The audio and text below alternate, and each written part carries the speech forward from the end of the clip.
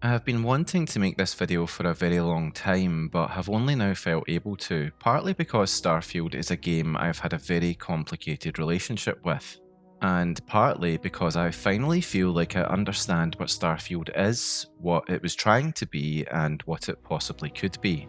That might seem a bit mysterious, but trust me, we'll get down to brass tacks on this. It's going to be really interesting to dig into my thoughts when it comes to this game.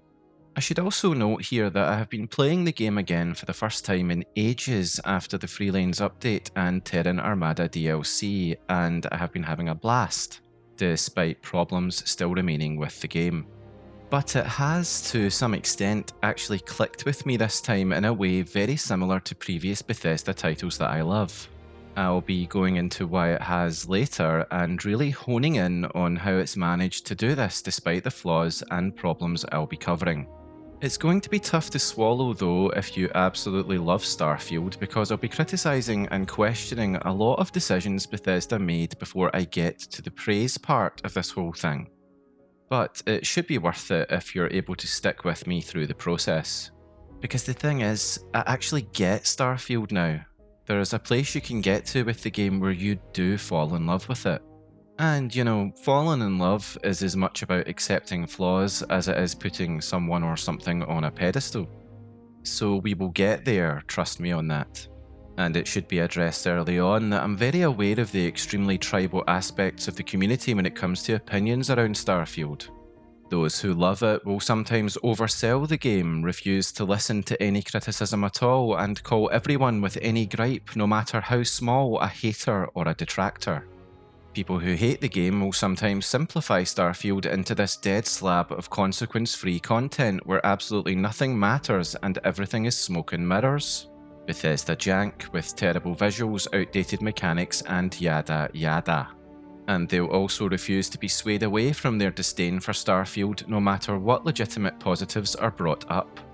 Clearly, tribalism, blind love, or blind hate is useless, worthless nonsense. I'm going to state that without fear at the outset because I have very little time for that way of thinking. Especially because, in this case, both sides of the debate are completely missing 50% of the truth of what Starfield actually is. Because the truth is far more nuanced than either of those positions will allow for. What I'd like to do here is build out my position, starting from the thing that caused my relationship with Starfield to be so complicated for so long. As many of you will know, I am an enormous fan of the Fallout and Elder Scrolls franchises, and the main reason for that is the core model they give you. The ability to create a character all of your own, more or less, to roleplay freely in a sandbox, to explore and inhabit an open world. And those of you who managed to get through my 4-hour New Vegas video will understand that to me, the biggest enjoyment of all is player agency and choices. Being able to affect the world, to see the impact of what you've done, to feel like your choices mattered, to be immersed. So with that being said, we know that Morrowind, Oblivion, Skyrim and the Fallouts have all to greater or lesser degrees allowed this. Famously, of course, Fallout 4's voiced protagonist was criticised because it negatively impacted this very idea. Skyrim too has had famous mods like Alternative Start to allow players to roleplay a truly blank slate character. We've all heard over and over how it's silly to be able to join all the factions and lead them at the same time, but the choice is there. And then there's New Vegas, which does the faction thing very well indeed, and allows and accounts for player choice in ways not many other games have managed, though still needed the help of mods like the functional post-game ending for players to truly see the impact of their actions beyond ending slides. That being said though, it's important to note that Obsidian must have sat down as a group and asked the question, what would the player do? And how can we have our world react to that? Whether it be lines of dialogue or branching effects and choices. So anyway, where does that leave us with Starfield then, if we start this exploration off with this core idea of choice? Well, for me, I had huge expectations, of course, a sort of probably over-the-top dream of some kind of New Vegas in space. And I know a lot of other players had similar, though varying, expectations that had built up over the years. Clearly, Starfield is not New Vegas in space. It is not Fallout or Skyrim in space either, at least not fully anyway. But let's focus in on choice, agency, and the impacts of those to begin with. I am absolutely not saying Starfield is devoid of choices for the player to make. It is full of choices. In fact, that is the source of the core problem I have with Starfield, the nexus around which all other problems orbit. It gives you loads to do, loads of factions to join, loads to decide, loads to roleplay around, but very often, once you step back and take a look at what the world actually does with those choices, the answer is, sadly, not enough. So with that in mind, this video is basically going to do 5 things. First, we are going to talk about Starfield's problems. How Starfield deprives the player of agency fully is a core issue, lacks consequence in many areas, or just generally lets the player become a ridiculous pile of contradictory identities. We will also be going through some other flaws that I think need to be addressed. Second, we are going to go through the things the game does do well, properly and fairly, because there is no point criticising a game by pretending its real reactive content does not exist. Third, we are going to get into the updates and how they've positively affected the game. Free Lanes, Terran Armada, Shattered Space, the Trackers Alliance, various updates, etc. over the years. Fourth, I'm broadly going to be discussing what I personally enjoy and in fact love about Starfield, because there is a lot to love here and it's important that it's acknowledged, especially given my journey with the game over the years. And finally, because I do actually care about the game and its future, I'm going to throw in some suggestions for how Starfield might be improved further over time. A roadmap, as it were. Before we crack on, the usual channel stuff applies. Thank you massively to the channel members and Patreon supporters for making these videos possible. And of course, if you enjoy my stuff, I would really appreciate the usual liking, sharing, subscribing, algorithmic sorcery, all of that. It really does help more than you might think. Anyway, with that said, let us get into it. We've all heard the complaint that your choices do not matter when it comes to Starfield, and as a sentence thrown into a debate, it is very easy to say. We also know, but oftentimes wouldn't like to admit, that this criticism could have been levelled at any of Bethesda's previous titles to a greater or lesser degree. Less so Obsidian, of course. But despite being easy to say, the statement "your choices do not matter" when it comes to Starfield is still true. But it hides about 4 different complaints under one umbrella, and those complaints are not all equally true. So let's break those down a bit for clarity. Sometimes what people mean is that the game lets you pick between morally or politically incompatible roles without making those roles meaningfully conflict with one another. Sometimes what they mean is that a quest presents a decision as if it is civilization defining and then cashes it out with a few lines of dialogue and the same broad outcome. Sometimes what they mean is that the game does react, but only locally, and the wider world never seems to be affected. That distinction matters because it stops us from throwing every problem into one bag.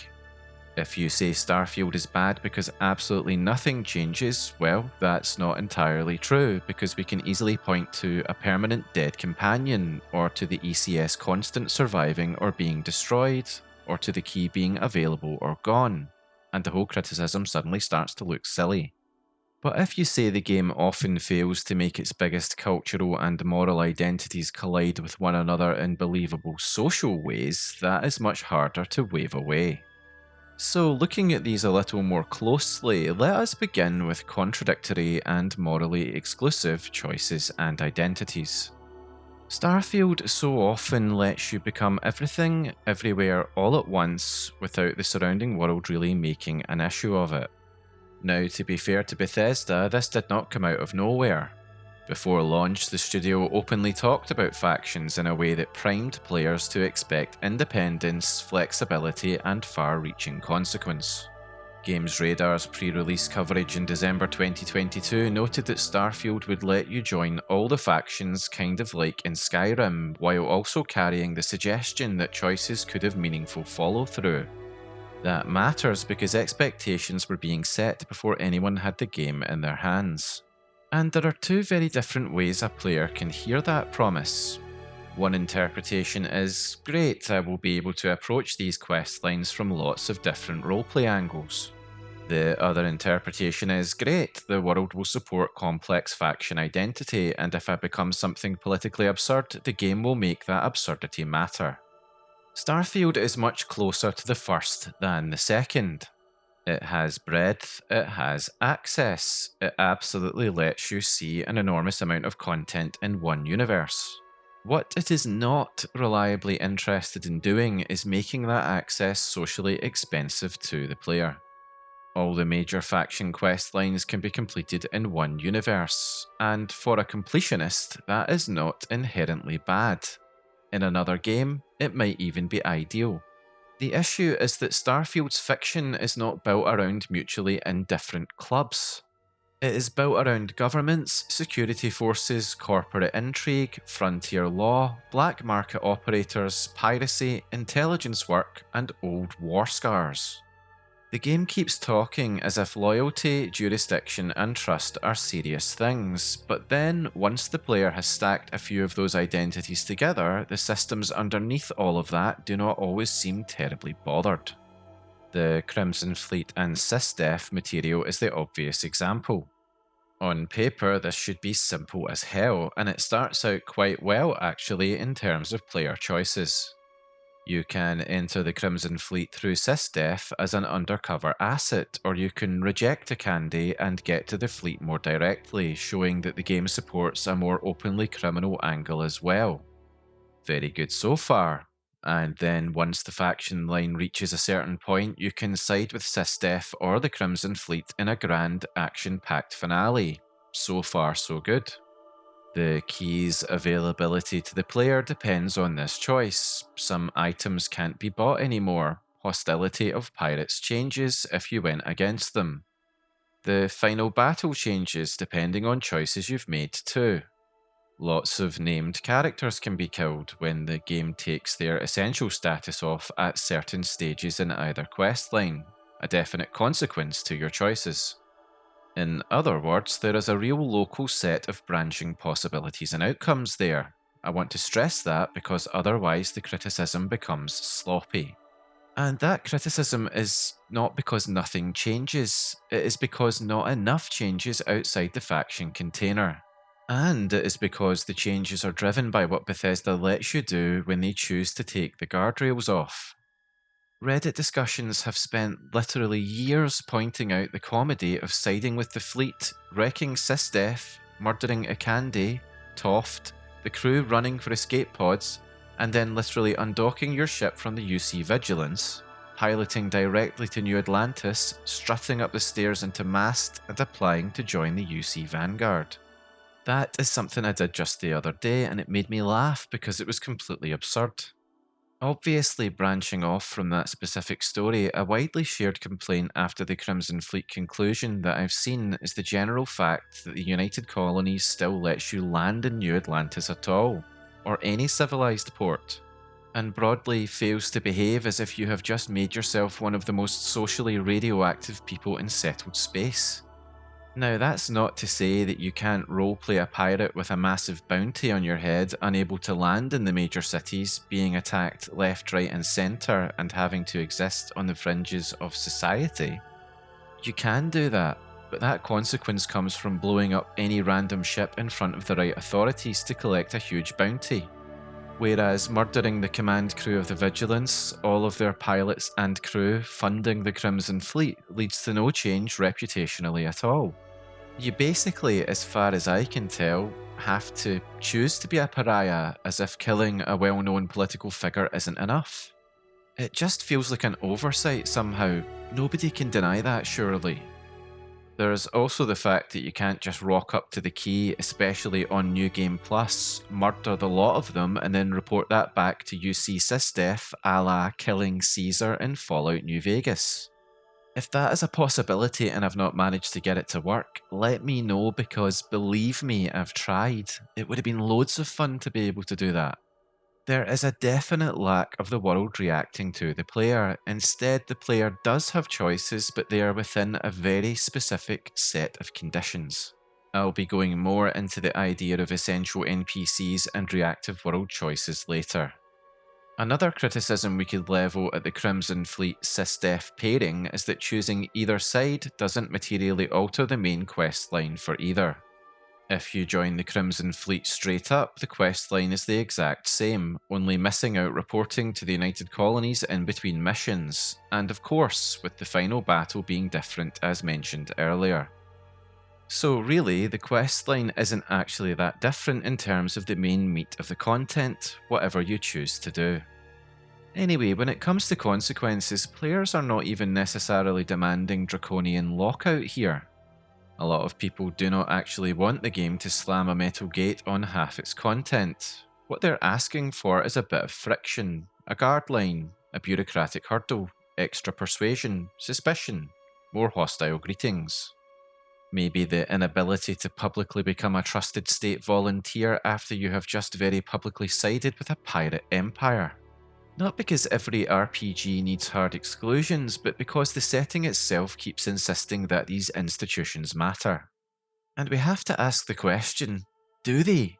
Is Starfield putting its money where its mouth is here when it comes to building up these factions, this new lore? Does any of it matter? What kind of world are you living in? Take the broader faction spread. The game does not merely let you be a pirate and a cop at the same time. It also lets you move through Ryusian, the Freestar Rangers, the Vanguard, and more without the sort of cross-pressure that many role players could have naturally expected. Again, that can be defended as a content access decision. I am not naive about production realities. Bethesda clearly wanted one character to be able to see an enormous amount of authored material, and there is a practical generosity to that. But the cost of that generosity is that the player's identity starts feeling less like a coherent public self and more like a stack of quest-specific masks. I ask you, what would you think if someone was simultaneously working for the US and Russian armies or intelligence services? Would you trust them? How about someone who is both an ardent Democrat and Republican at the same time? A satanic Christian? Need I go on? I want to dig into that phrase I said a minute ago because I think it's quite important. Quest-specific masks.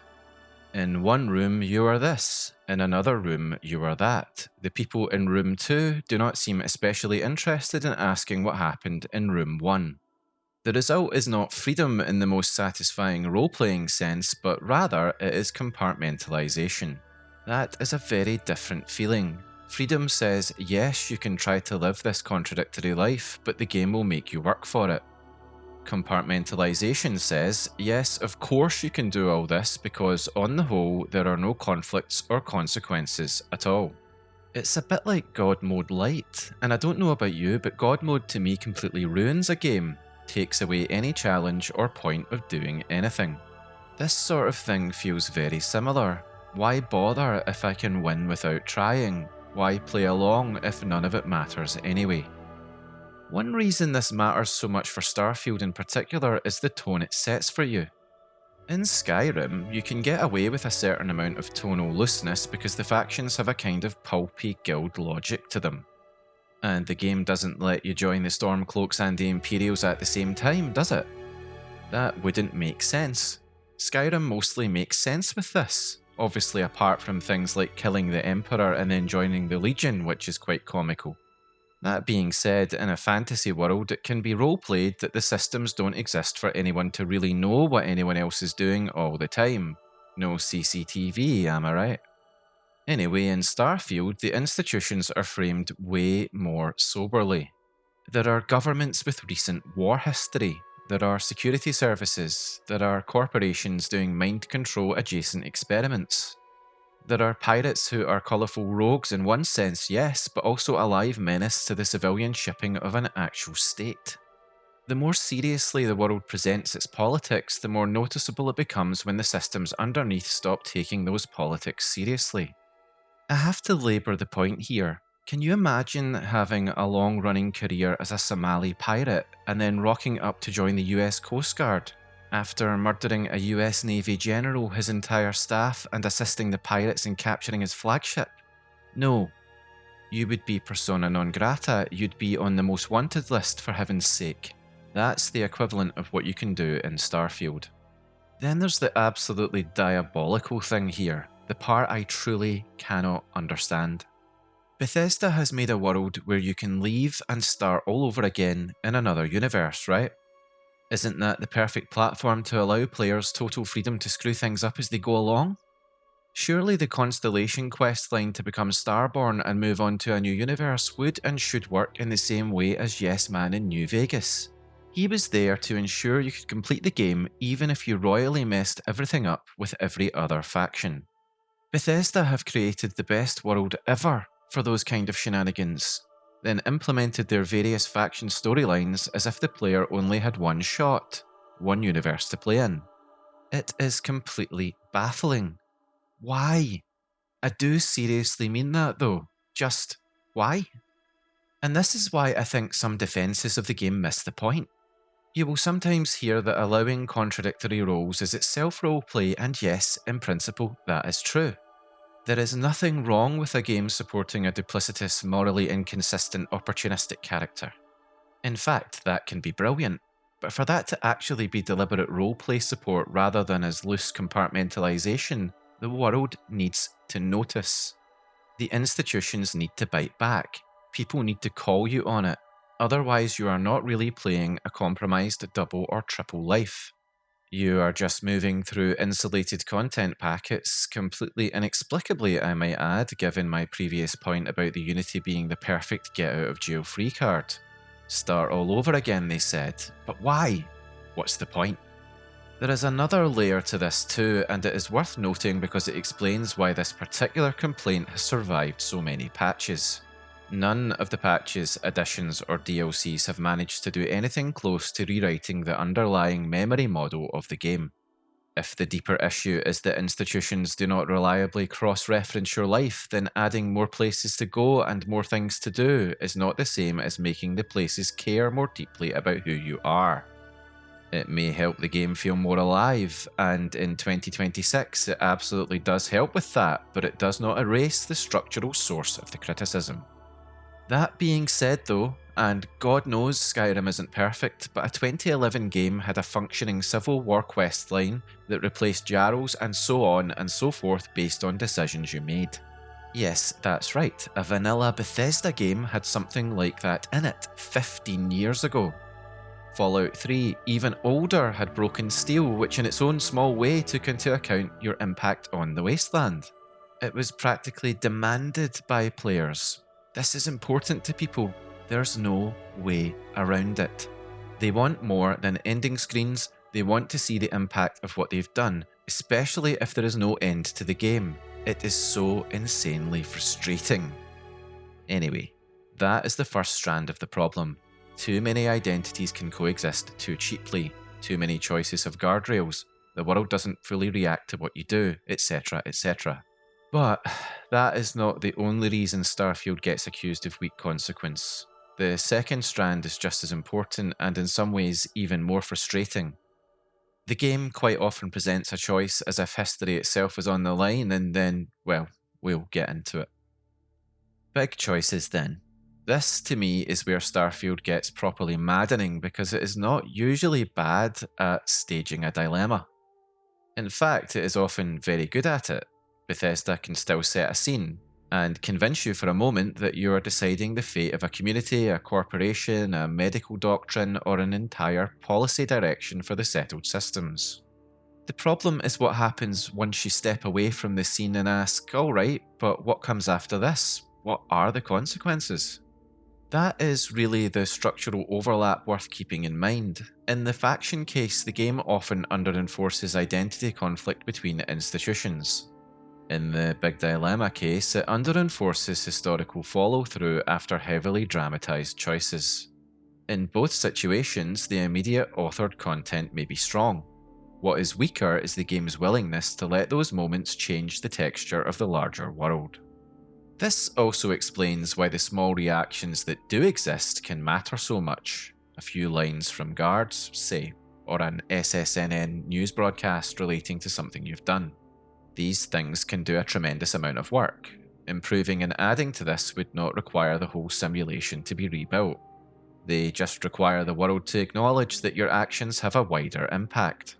Starfield sometimes does this, but not with the regularity you would want from a game so invested in faction labels and public affiliation, let alone universe-altering decision-making. And this is because we have seen and played games from over a decade ago that very clearly were capable of pulling this off, from the same developer and Obsidian. If you cannot have massive systemic divergence, then at least give me the civic memory. Give me the gossip. Give me the institutional side-eye. Give me the sense that my actions have entered public reality. And not only that, show some consequences for the things that happen outside of my control. I mean, think about it. New Atlantis suffers 2 enormous attacks in a very short space of time, on the scale of, say, a major terrorist attack, if we are to imagine the terror and effect on the public and emergency services. In one case, it's alien monstrosities running about, in the other, it's completely baffling suited strangers shooting at each other. How long does it take a city to get over an incident like this in the real world? Wouldn't it be sensible, impactful even, for the game to show a bit of the aftermath of this sort of thing? A few weeks at least for the city to repair. Many more comments and asides from the people who were there and lived through it. Not long after each of these incidents, you'd have no idea that anything had even happened at all. Starfield has this odd habit of being lavish where it is expensive and frugal where it would be cheap. It gives you giant star systems, dozens and dozens of hours of content, ship systems, outposts, faction lines, companions. But then sometimes it pinches pennies on the social glue. It does not always spend enough effort on the humble little bits of acknowledgement that tell the player their life has an actual goddamned impact on the world. And because those humble bits are exactly what role-playing games live and die on, and what players have actually come to expect from this very, very specific kind of game, the absence feels larger than it would elsewhere. Like, I'm not gonna lie here, it's even down to the simplest things.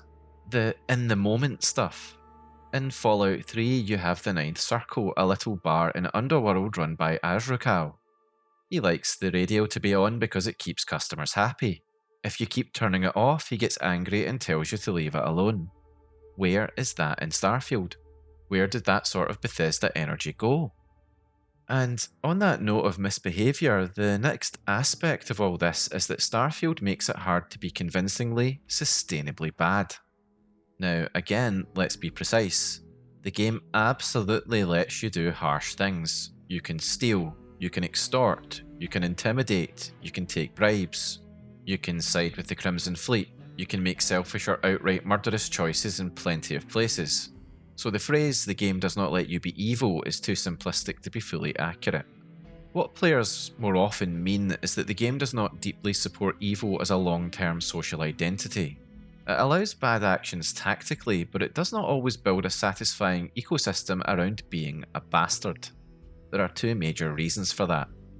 The first is companion morality clustering. They're not identical, sure, but the range is narrower than many players expected, especially if they were mentally comparing the game to, say, older BioWare party spreads or to the moral diversity some people associate with Obsidian writing.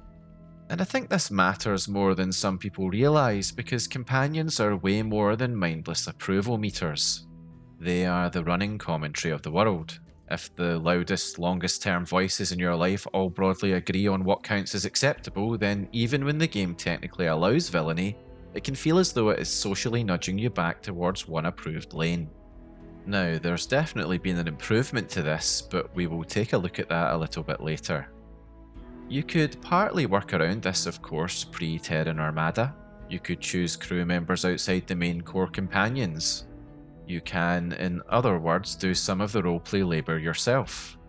And that is a valid way to play, but it is also telling that the player is often the one doing the compensatory imagination rather than the game meeting them halfway with stronger villain infrastructure.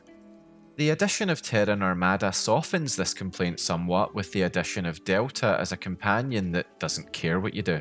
The Trackers Alliance and related bounty material also continue to broaden the game's contract work flavour and offer more in terms of identities to follow. But none of this amounts to a full philosophical rewrite of the companion ecosystem or the overall morality ring fencing. One of the other strange side effects of trying to be evil, which mainly is when a player decides to side with the Crimson Fleet, is that the galaxy becomes safer. Pirates, of course, stop functioning as a reliable hostile population, which changes the feel of exploration and mission board activity in ways that are not always satisfying.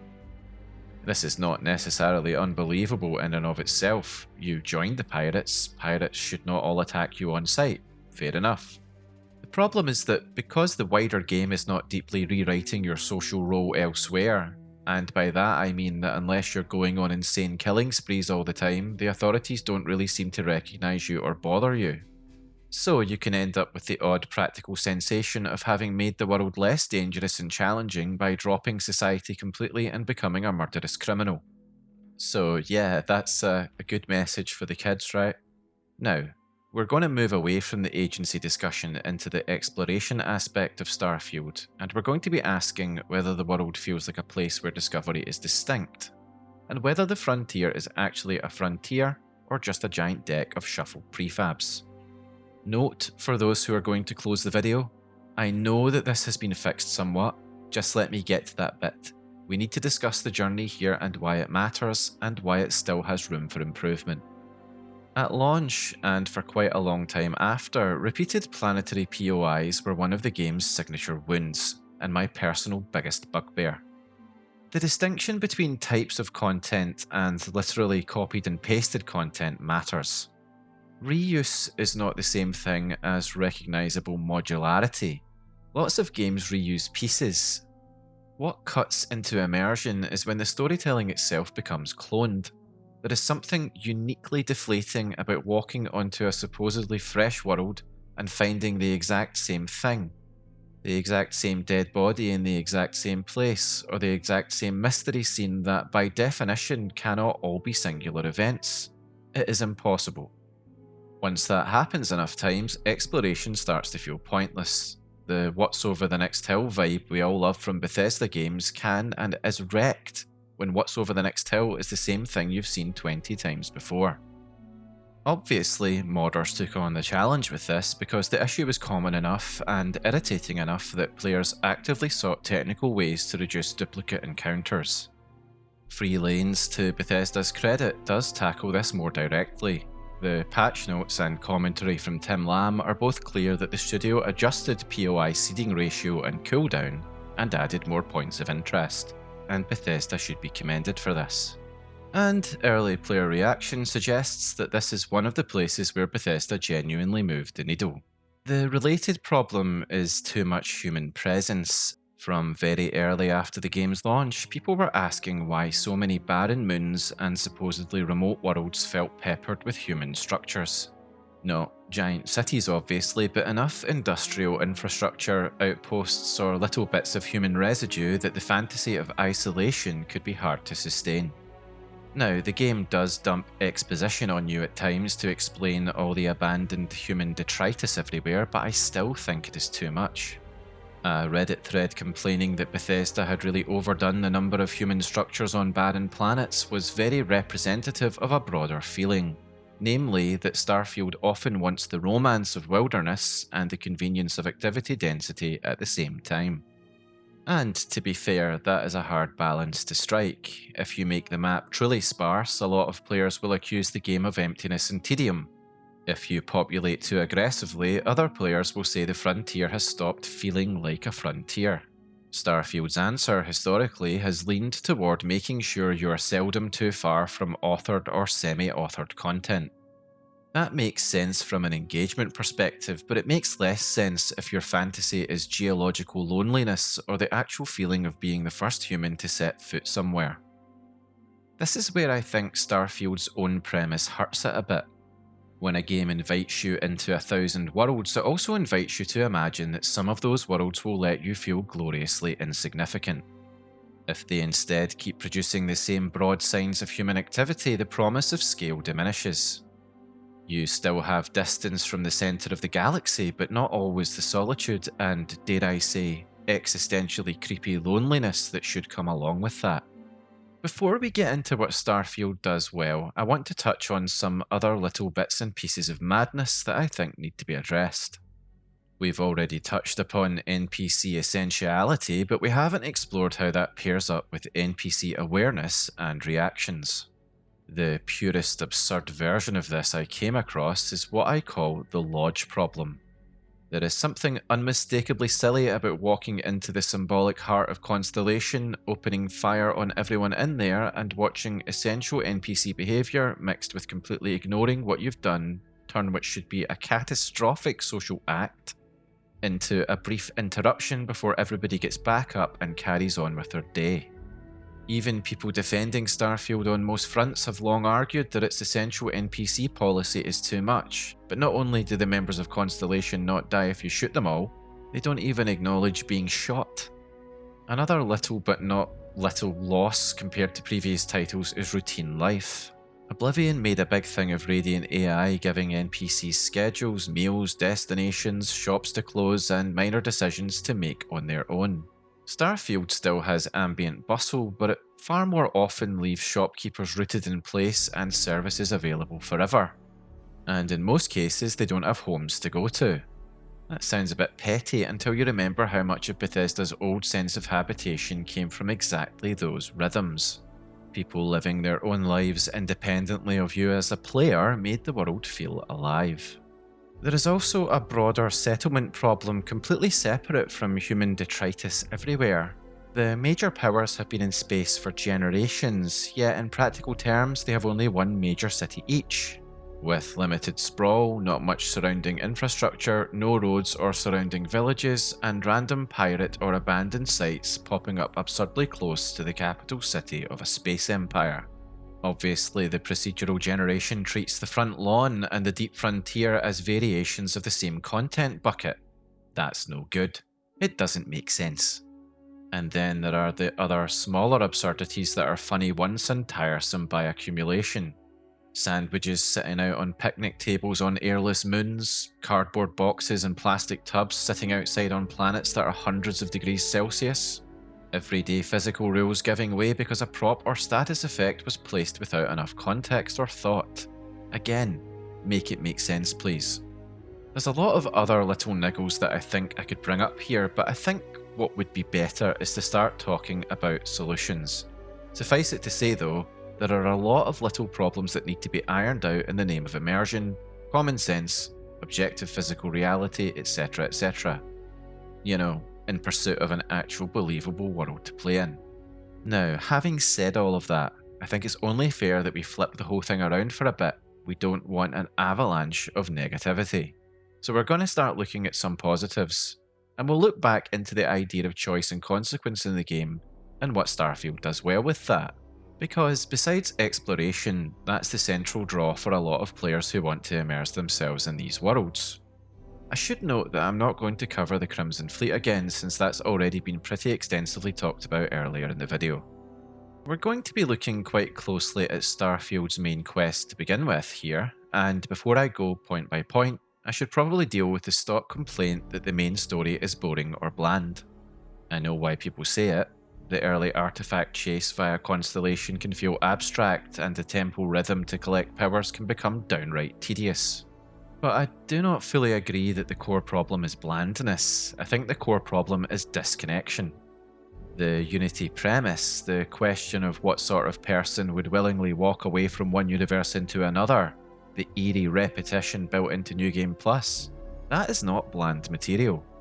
What actually undercuts the premise is that the wider world too often fails to take advantage of the implications of the core mechanic, and even the temples embody that split by introducing strange powers through identical spaces that never ask you to meaningfully use the powers you're collecting. TLDR, there is a disconnection between the narrative and the core game mechanics that should be underpinning it. That's a very specific criticism, but it doesn't prove that Starfield isn't capable of good storytelling, and that takes commitment on the part of the narrative. The strongest rebuttal to the claim that Starfield never commits to anything is high price to pay. The choice to defend the Lodge or go to the Eye, combined with the game's affinity logic, can permanently kill one major Constellation companion.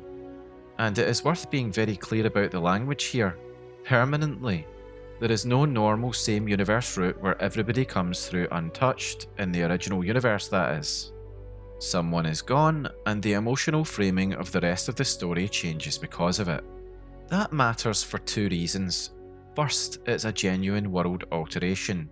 A character who could have been central to your run is dead. Their romance path, their ambient presence, their future scenes, the emotional shape of the story, all of that is wiped out or changed. Second, it is one of the few branches in the whole game that people can feel viscerally affected by a choice they made. For instance, it could be your husband or wife who has been killed. There is also a subtler knock-on effect that makes this choice stronger than it might look at first glance, because who dies changes the emotional meaning of later reveals, including the way the emissary emotionally impacts the player. Starfield is often better at personal consequence than wider consequence, and this is one of the clearest examples. The world at large may not dramatically restructure itself, but your relationship to the narrative absolutely does. It isn't an exaggeration to say that my first time experiencing all this was an absolute gut punch. I was definitely emotionally affected. Entangled is the next major main quest positive that I want to highlight, because this quest is exactly the kind of thing people often say they want more of in Bethesda games. It is really well written and comes with definite stakes. You can save Patel's reality, save Raphael's reality, or find a hidden third solution and preserve both. Those are materially distinct outcomes. Saving Patel preserves the Nishina staff and certain rewards. Saving Raphael sacrifices Nishina but makes Raphael recruitable. The hidden resolution is both the most satisfying and most Bethesda sort of answer. Anyway, I don't want to go on and on about every single main quest mission. I should say though that generally speaking, I think it's actually fairly fun outside of the temple visits, which thankfully you now only have to do in your original universe. But yeah, I think it has its highs and lows, but is, on a story level, fair enough as far as the writing goes. Not the best the game has to offer from my personal viewpoint, but it works. Then there is one giant leap and the whole New Game Plus structure, which is arguably Starfield's strangest and most interesting consequence system. Entering the Unity starts New Game Plus, resets most material progress and lets you carry forward your skills into another universe. Refusing for now keeps you in your current world. Later runs let you reveal Starborn foreknowledge, compress parts of the main quest, and encounter altered opening states for Constellation in some universes. It's a lot of fun, but as I said earlier, I don't feel the mechanic was fully taken advantage of, but we won't go over that again just yet. If you want the most charitable take of Starfield's design, it is that the game put a lot of its heaviest consequence budget into personal loss and multiversal replay, rather than into single universe transformation and consequences. Personally, I think it's still fun to play the game, but I still think there was a missed opportunity here. Wrapping up our mainly positive chat around the main quest. Well, we all know that Bethesda games have never really been about the main quest for a lot of people. I suppose I'm focusing in on where Starfield lives up to dishing out consequences out of fairness, and it's important to talk about it because it's what leads up to the core mechanic at the centre of the entire game, the Unity. But let's move on now. Into the faction lines. UC Vanguard is a good place to start. I think the questline is one of the strongest in Starfield, eminently enjoyable and, to me, well written.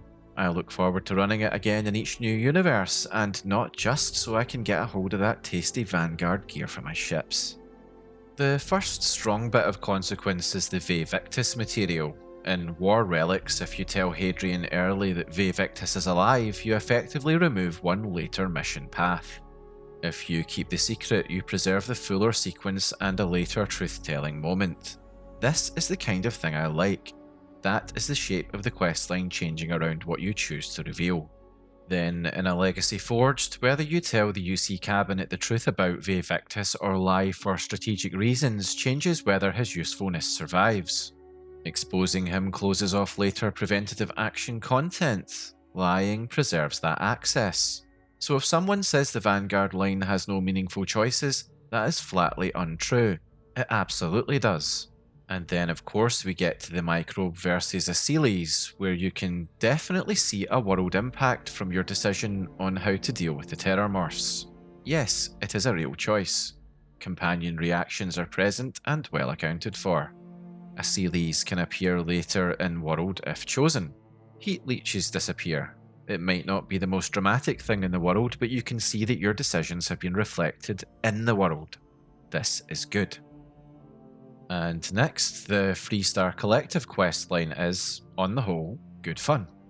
I won't go through absolutely every quest, but it is pretty well written and gets you to the crux of the matter at the end of the line, where you have to make one of the clearest immediate moral choices in the whole game, I think, where the corrupt politician and business owner Ron Hope can be killed, spared, or effectively worked around through bribery. Those are materially different outcomes. Hope either dies or remains in power. Companion reactions can vary. Payment can differ. It's good stuff, I think. The frustration, again, is not that there isn't choice at all, but rather that it is limited.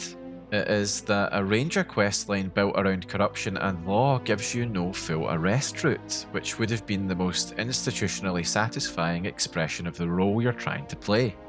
So the real consequence exists, and the questline is very well written, but it sits inside a narrower possibility space than many people would have wanted. It's not an absolute killer, but it does feel a bit baffling. Looking at Ryujin next, we can see definite roots and consequences to choices within the storyline. In Guilty Parties, killing Immersion or sparing her changes scene dialogue and Dalton's response, with sparing her helping expose Ularu more cleanly. In Executive Level, backing Masako or siding with Ularu changes who is vindicated, with its own various consequences visible to the player. The internal neuroamp decision affects companion reactions and Ryujin's internal policy stance, as well as being a fun little moral quandary for the player to mull over. Is the power of mind control a power anyone should have? It's a good, if slightly obvious, question. Already we can see the pattern quite clearly. Starfield is not empty. It has real branches. It just has a habit of reserving its strongest consequences to specific quests or ring-fenced conditionals, while keeping broader world effects relatively conservative. Of course, the same is true for side quests. They, by definition, operate in a very similar ring-fenced way. Oh, how I wish for more New Vegas-type gameplay in the wider gaming world where side quests have a marked impact on main quests, and so on and so forth. But it probably isn't ever really going to happen. Anyway, there are definitely some decent examples of fun writing in Starfield side quests, lots to come across and discover when you're exploring the galaxy. First Contact is probably the easiest example of a quest being both genuinely branched and understandably criticised for having a weak or limited aftermath. Helping the ECS Constant acquire a grav drive lets the colonists survive, leave Paradiso, and later show up again for follow-up interactions and smaller quests. Accepting Paradiso's settlement deal leaves them alive under a grim debt-labour arrangement and creates a different local moral resolution. Secretly overloading the reactor destroys the ship and pays you for the atrocity. Those are proper world alterations. And yet, the quest is still widely held up as a case of weak consequence because the scale of public response is so light compared with the enormity of what can happen. This is a perfect example of why we have to separate is there a branch from does the aftermath feel proportionate? Those are two separate questions. First Contact gets a strong yes on the first and a much more hesitant answer on the second, I think. Obviously, there are a ton of side quests that could be talked about, but most of them are very self-contained and wouldn't or shouldn't be expected to make headline news in the settled systems. Generally speaking though, they are enjoyable diversions. I want to take a look at Shattered Space now, the first DLC, which I think is really useful in this conversation because it feels like Bethesda inching towards a better understanding of what works and what doesn't. Funnily enough, a sort of relearning for them, I feel. The DLC is more culturally concentrated. To put it simply, you land on the planet and everything you're supposed to do is there on the surface. The map tile for Dazra is basically how I wish the tiles were for the other capital cities in the settled systems. There is a lot more believability to it, as if people have actually lived there for a while. The DLC is more willing to let the player navigate a specific ideological crisis inside a specific region. And as a result, its choices tend to feel a bit more satisfying than a lot of broader base game material. A lot of players liked the denser, more handcrafted Varun focus. A lot of others responded with mixed reviews because, despite the better local framing, the expansion still seemed too uninterested in addressing Starfield's broader failings. In other words, it showed a good direction, but didn't really fix any of the already existing problems. That being said, I enjoyed the DLC the second time around recently, more so than before because I had Andreja with me. In fact, I plan on playing it again with her as I had married her before becoming promised, and I have read that her dialogue and reactions to you can change if you do it the other way around. If so, this is a very positive sign, Bethesda. We want more of that, please. I should also point out that there was criticism that Andreja in particular did not have many comments or voice lines throughout the time you'd spend with her on her home world. But I think this must have been due to a bug, because when I played it, she had a lot to say. It was excellent. And now we come to one of the more recent additions. Anchor Point Station in the Algorab system is a deliberately denser social node added with the Free Lanes update, and its value is that it exists with a small ecology around it. Local quests, services, lighter activities, repeatable contracts, a bit of mystery, and a sense that this is a bit more of a grey area in terms of morality. It's not the greatest thing in the world, don't get me wrong, but if Bethesda were to keep adding little bits and pieces like this to the game, it would be fantastic. I should also add here that it adds in one of the best side quests I've seen from Bethesda in a very long time. Help Wanted, which I will not spoil here because it's new and I want you to experience it for yourself. This kind of writing, it really feels to me that the developers have been listening to what the players have been saying about choices and consequences. I really do feel that if Bethesda keep adding things like this to the game, we will be looking at a completely different game in a few years' time. Now, of course, we've just looked at Anchor Point and we've talked about Free Lanes and the changes it brought to the game somewhat already. But before we get into Free Lanes and Terra Armada in more detail, it is worth making it clear that Starfield did not stay frozen in its launch form for 2.5 years and then suddenly wake up one morning transformed. There were earlier post-launch improvements as well beyond Shattered Space, the Revi vehicle update, map work, especially surface maps, various quality of life fixes, and the general pattern of Bethesda continuing to sand down some of the game's rougher edges. That broader support history matters because Free Lanes does not come out of a vacuum. It comes out of a long post-launch conversation in which the studio has, by its own account and by press reporting, been responding to recurring community complaints. There is another post-launch thread that matters here as well, and that is the creations plus the Trackers Alliance content from Bethesda, which signalled that, true to form, Bethesda was willing to let Starfield grow in a more modular, more iterative way, with the first Trackers Alliance bounty arriving as part of that same direction of travel. That experiment had a rough public start. The Vulture mission in particular produced a lot of backlash because it looked like Starfield was asking players to buy a short mission piecemeal while the base game's deeper structural problems were still unresolved. That criticism was not wholly fair to every part of the content, but it was understandable and Bethesda did hear it. Now though, Bethesda has completed the bounty series with 5 more targets, and the conversation around it became more mixed than simply hostile. Plenty of players still object to the business model or to the way live capture remains thinly supported by the mechanics. Others now talk about the later bounties as some of the better post-launch quest content because they are longer, more characterful, and much closer to the bounty hunter fantasy people wanted in the first place. So we can see there's definitely been a journey. Still, Free Lanes and Terra Armada do seem to be the big inflection point.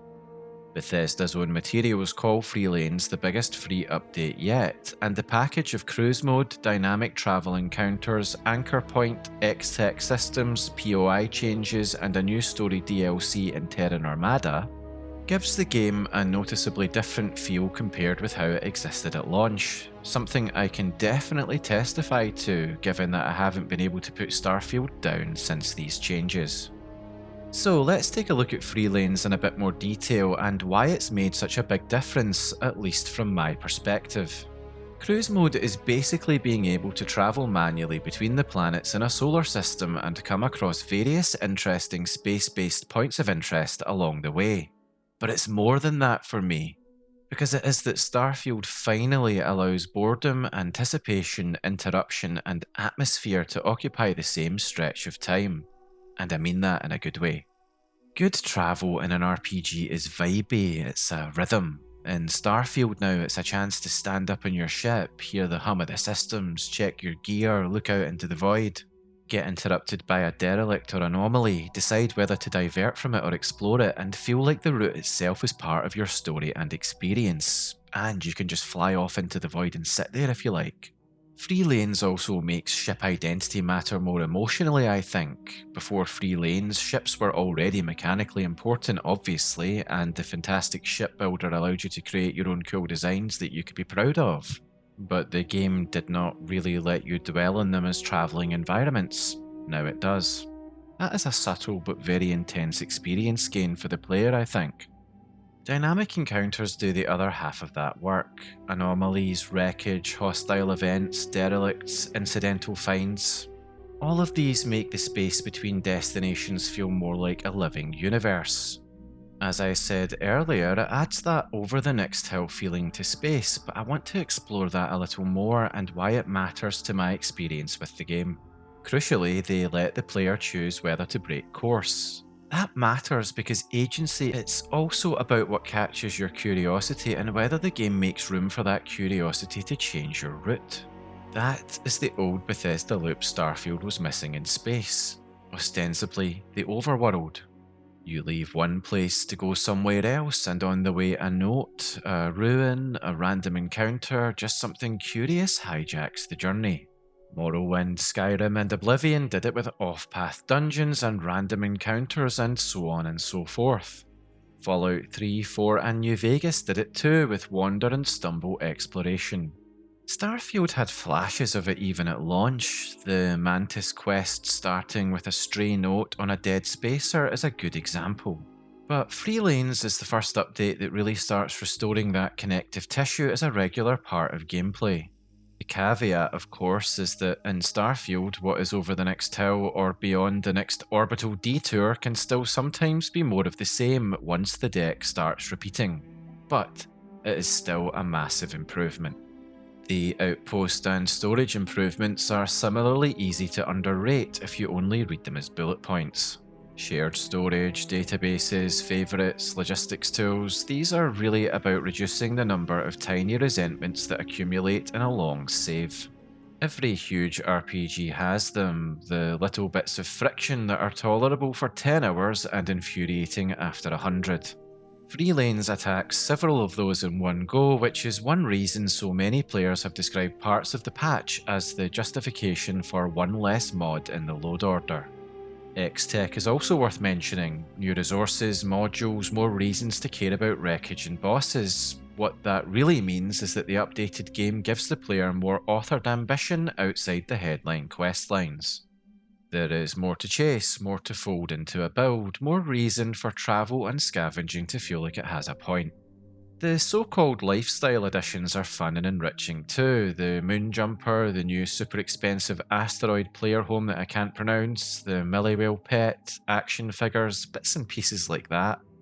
We already covered the POI fixes that came with Free Lanes, so we don't need to cover them again, but we should take a moment to acknowledge what Free Lanes doesn't do. It's important to be realistic about that. Free Lanes on the whole does not fix all of the problems I raised earlier in this video. It does not abolish loading screens completely. Not that that's a problem for me, I'm not bothered, but it doesn't. It does not re-engineer the broader travel architecture from the ground up. It does not solve the essential NPC question. It does not radically depopulate remote worlds. It does not make the major institutions dramatically better at cross-referencing your contradictory identities. It does not suddenly create enormous long-tail social afterlife for every large moral choice in the base game. Not that anyone should expect that. As Todd Howard said, it is not Starfield 2.0. So what is it? Well, to me, free lanes is not Starfield fixed, but it is Starfield vastly improved. That is still a very big deal, but it needs to be looked at realistically. I want to congratulate Bethesda for the work they've done and encourage them to keep going in this direction. There is a lot of community goodwill here. Now, let's take a look at Terran Armada and what it adds into the mix. The core thing here is that the galaxy can now become hostile in a more active, interruptive way. A hostile force has invaded the settled systems and things are getting a bit unpredictable, understandably. Incursions are the best expression of that. They make certain systems or locations feel contested, unstable, and you need to hop in and get rid of the Terran forces to restore the status quo.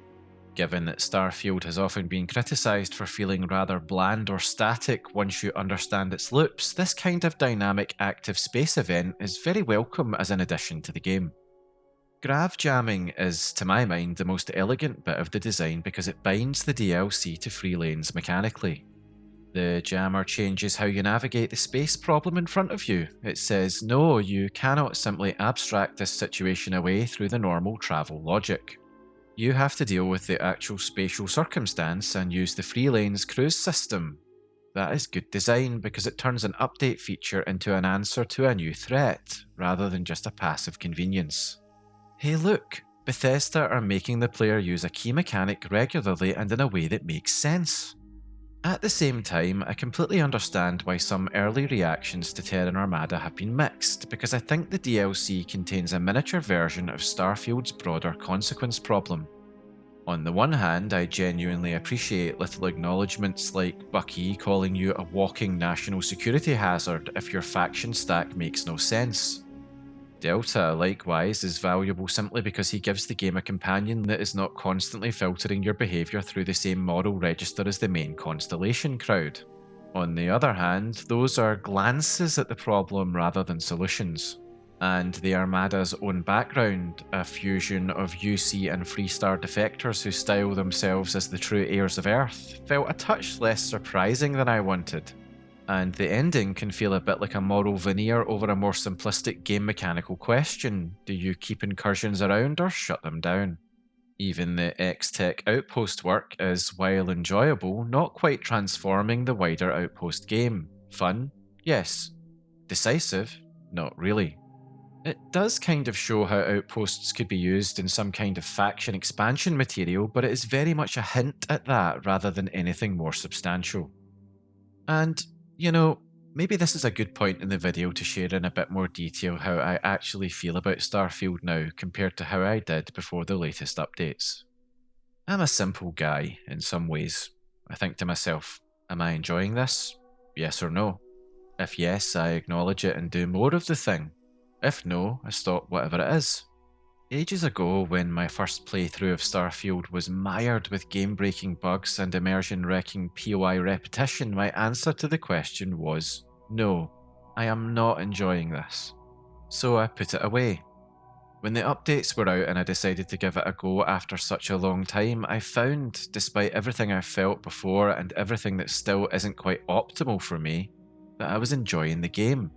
Looking forward to playing it, excited to progress, and, dare I say, falling in love with it just as I've done with all the games I cover on this channel. I said at the start of the video that I'm starting to get Starfield, to understand that I have to kind of play around the flaws, accept some of the limitations, and give a little to get a little. I have been truly enjoying going around scanning planets, flora and fauna, wandering around the settlements, outpost building a little, tinkering with my ships, zipping about the free lanes, seeing what I can find, and so on and so forth. I kind of understand now that if I think there are conflicts between different play choices, I could just avoid them in the universe I'm in and do a completely different run the next time. Would I like to see more complex reactive content? Sure, but I can enjoy the game as it is nonetheless. There is an absolute avalanche of content and activities to enjoy, almost more than my tiny mind can comprehend. And there is a sense of freedom to the game, in the sense of point in a direction and go, and that you decide what you want to engage with. So I do think that pausing here to acknowledge that I am able to play the game in its current state and enjoy it is important. But separating my own enjoyment from what could be an optimal experience is important too, because I wear many hats. The gamer who enjoys the game and immerses myself in it, and the critical thinker who can see room for improvement.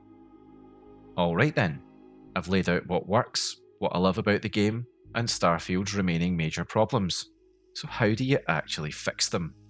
The single biggest conceptual fix to my mind is that Unity needs a better mechanical and narrative purpose than it currently has. It is framed as the great separator between universes. Fine, then use it that way. If I stay in a universe after resolving the main story and major faction lines, that universe should reflect the choices I've made. And if I make such a mess of it that I cannot bear to stay, Unity should feel like the elegant, lore-native escape hatch it was always born to be. This is where the comparison with functional post-game ending in New Vegas is useful, though not in a literal one-to-one way. Starfield does not need the exact same sort of continue after the credits repair job, because unlike old New Vegas, it already lets you keep playing, and it already lets you refuse Unity for as long as you like. The real missing piece is a robust after the decisions state. FPGE is instructive because it takes endings seriously enough to let the world reconfigure around them. That is the spirit Starfield needs. Now, I must make it clear that FPGE is a mod for New Vegas, so the original game, while allowing more choice and freedom than Starfield, never actually let you live with the consequences beyond the ending slides. But that being said, part of why New Vegas keeps intruding on this conversation is that it remains one of the clearest examples of branching dialogue and consequence being authored with the player in mind. You can feel the design brain working ahead of you. What if the player lies here, murders this person earlier than expected, arrives with the wrong reputation, helps one faction and then betrays it, or talks their way around the route we'd assumed they'd take?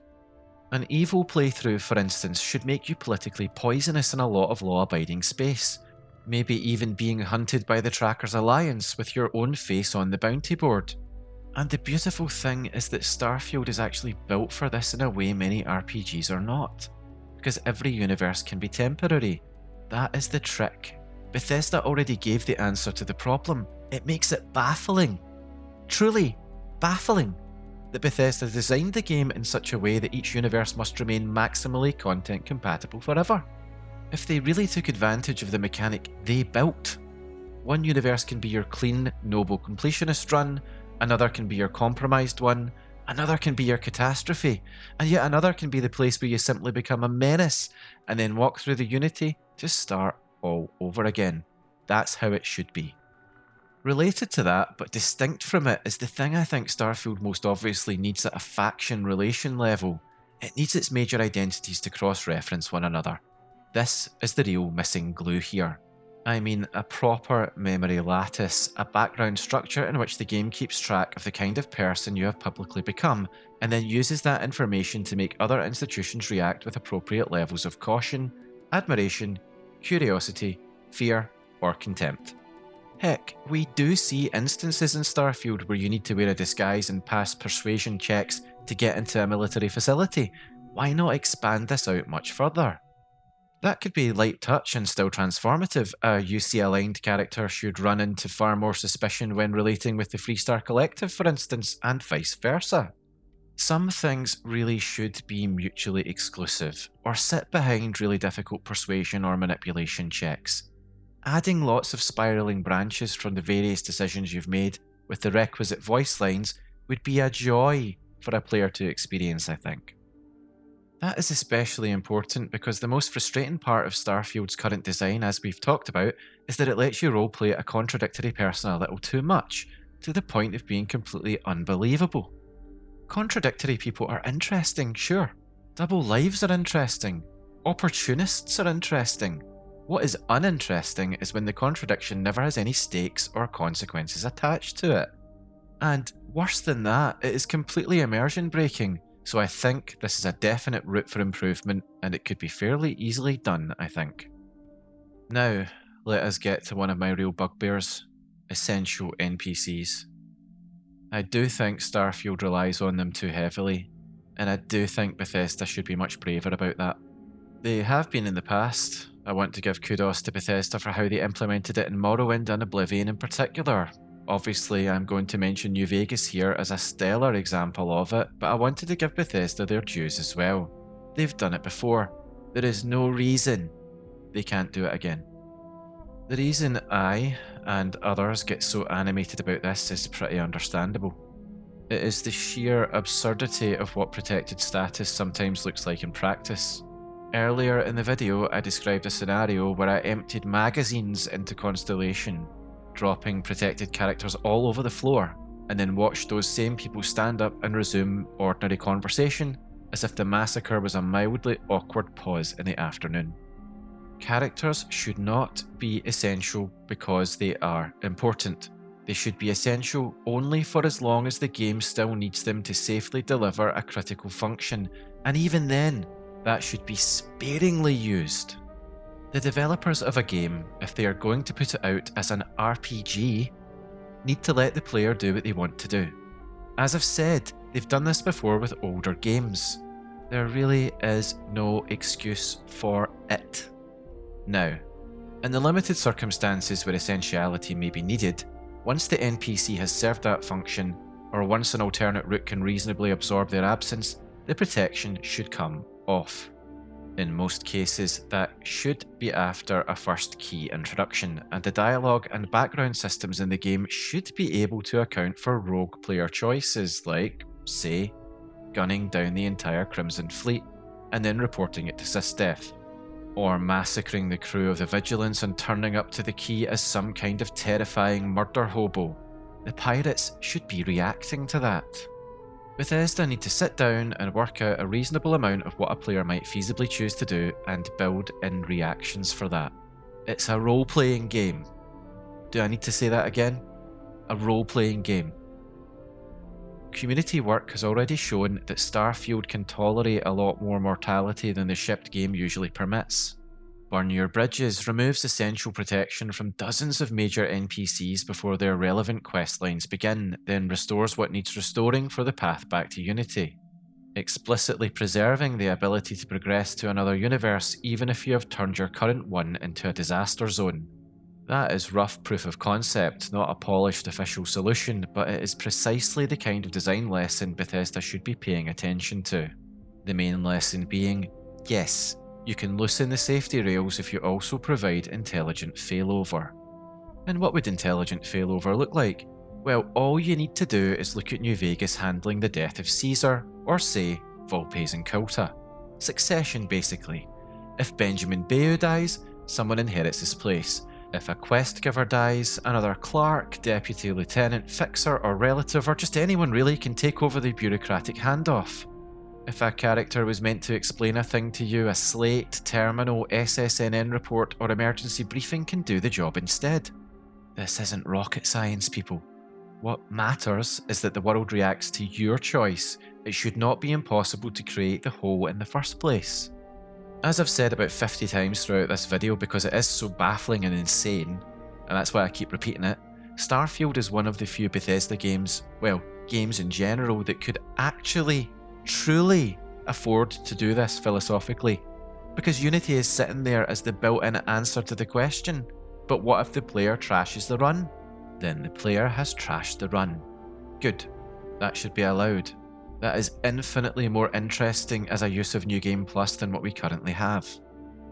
Starfield should have a genuine option to wreck this universe, something where the Unity has a bit of a wildcard energy to it, in the New Vegas sense, where the existing powers can be undermined rather than merely chosen between, where you can make all the chaotic bad choices.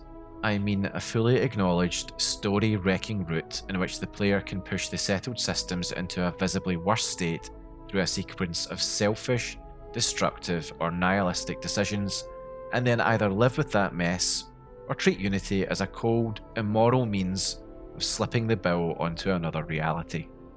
Once again, I think the reason this is so important is that Starfield's entire Starborn premise practically begs for it. That is dark. It is ugly. It is also incredibly on theme. Now, moving away from total universal destruction, we'll now talk about the exploration side of the game. Starfield needs two things that sound contradictory until you actually think about them for 5 seconds. It needs more handcrafted content, and it needs more emptiness. Not one or the other, both. I feel at times like Starfield is a game made by a studio that forgot how much of its old magic lived in wandering, routine, density, and surprise. Obviously, free lanes and recent improvements are an acknowledgement of this, but it needs to go further. My message to Bethesda, RE, free lanes: good, that was necessary. Keep doing it. Add more unique content to the pile. But beside authored content, it also needs more emptiness. If a planet is out on the ragged edge of human exploration, airless, hostile, and presented as barely touched, then landing there should have no signs of any human ever having been there before. The modding scene has been poking at this exact problem for a long time now. Desolation reworks human presence rules so random man-made POIs are much more restricted, aiming for a galaxy that feels emptier and more lore consistent. So if I were designing the system, I would divide space into denser and sparser identity bands. Core systems get frequent human content. Frontier systems get moderate density. Deep fringe systems get genuinely lonely surfaces. Then I would start adding handcrafted micro-regions around particularly important worlds, clusters of authored places, enough to make particular planets feel like settled places. That matters especially around the flagship settlements. Starfield would gain an absurd amount of credibility from handcrafted outskirts, freight yards, commuter belts, roads, farm sprawl, smaller satellite communities, and fixed non-radiant content around places like New Atlantis and Aquila. If you tell me these are the capitals and economic hearts of human space, I need some actual evidence of that on the ground. Not useless proc-gen pirate camps 200 metres from the capital city. And please, let's not have human colonies sitting next to undiscovered temples. It makes absolutely zero sense that so many human habitations exist near to these supposedly mysterious, never-before-seen structures. And while we're at it with structures, it would be amazing to see some kind of expansion to outpost building, particularly linked to List or the factions as we saw teased with Free Lanes and Terran Armada. Actually, while taking a look at what players have been saying, I came across a post on Reddit that laid out some excellent thoughts when it comes to this, including taking inspiration from Sim Settlements 2, an incredible Fallout 4 mod, and using outposts as a gateway to building M-class, that is to say capital ship-sized vessels and star stations. It would be absolutely fantastic, I think, and is a nice way to round off the improvement suggestions. So, that's my list of major fixes, and I guess now's the time to answer why I think it's actually still fixable. Or maybe fixable isn't the right word. Starfield is a great game, especially now. I love it. I enjoy it. So maybe what I'm asking for isn't fixes, but for Bethesda to hone the thing into something truly spectacular. And I suppose that's the core of this whole thing. I don't think Starfield's major problem is a lack of content in the raw, literal sense. I think it is a lack of connective consequence linking all of that content together with itself, and the innovative game mechanics Bethesda put in place here. Starfield has all the elements of a classic. What it still lacks too often is the connected vision that pulls those things together. I mentioned earlier how absurd it was that the temples don't use the mechanics of the powers they are giving you. That is crazy. But it speaks to that lack of connection between mechanic and narrative. That connection is exactly the sort of thing that can be added later if the studio is willing to do some fiddly, unglamorous work. And I think they are with some of the updates over the years. So, there we go, folks. That's my very long, hopefully interesting view on what works with Starfield, what doesn't, and how I think it could be improved. What are your thoughts on all this? I'd be very interested to know. And of course, if you made it this far, thank you very much for watching. I know this has been a long one. Take care, and I will see you next time.